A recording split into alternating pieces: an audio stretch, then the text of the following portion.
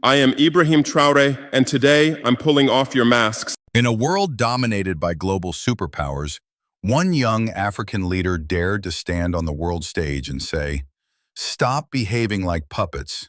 Dancing to the tunes of imperialists has become a habit."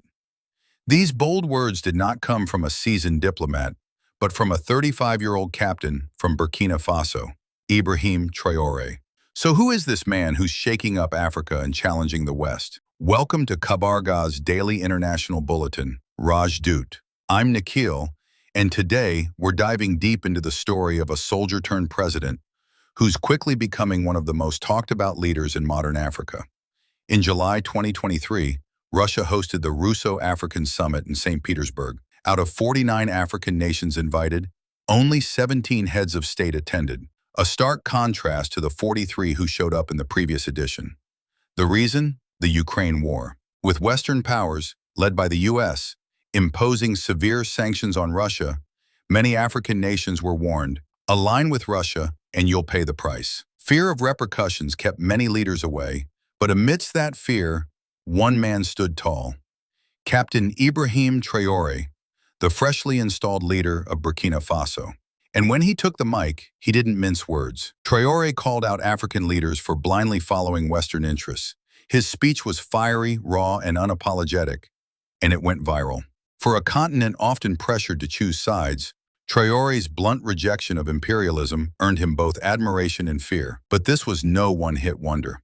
Since rising to power, he's made radical decisions, nationalized gold mines, slashed agricultural taxes, launched social welfare programs, and declared himself a follower of Burkina Faso's iconic revolutionary, Thomas Sankara. Western media now calls him the Che Guevara of Africa. But is he really a revolutionary, or just another strongman in uniform? Burkina Faso, a landlocked nation in West Africa, borders 6 countries including Mali, Niger, and Ghana.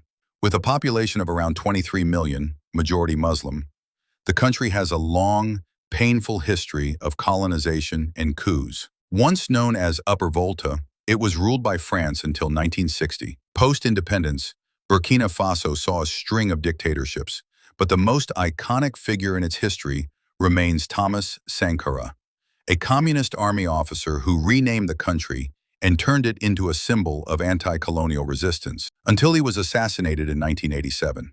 35 years later, a new name emerges from the ashes of Sankara's legacy: Ibrahim Traoré. Born in 1988, a year after Sankara's death, Traoré grew up idolizing him. While studying geology at the University of Ouagadougou, he joined both Muslim student organizations and Marxist groups.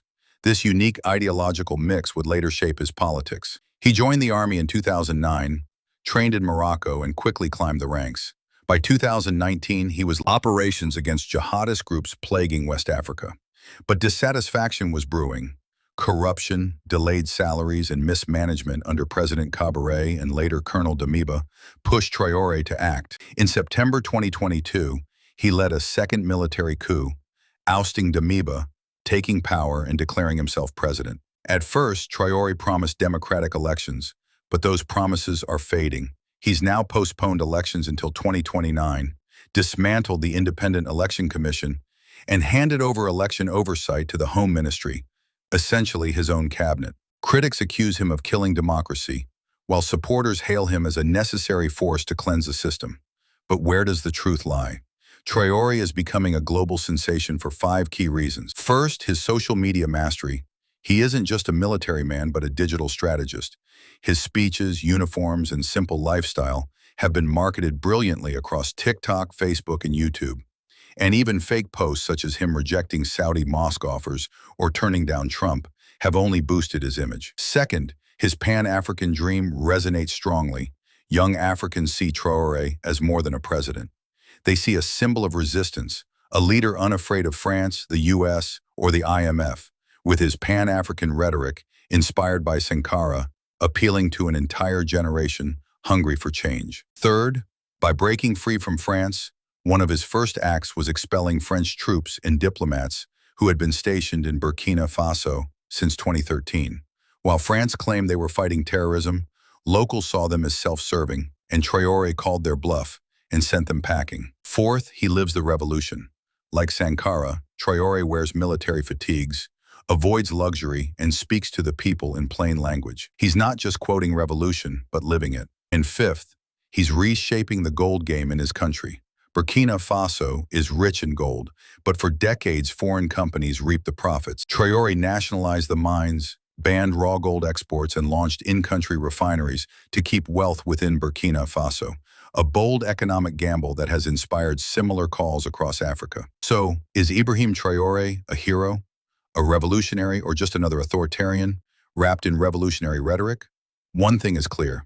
He's not afraid to challenge the status quo. In a continent still struggling with foreign influence, poverty, and extremism, that defiance resonates. Let us know your thoughts in the comments. Do you see Traoré as Africa's hope or as a harbinger of a dangerous path? If you enjoyed this story, make sure to like, share, and subscribe to Kabarga's International Bulletin, Rajdut. Stay tuned for more deep dives from around the world.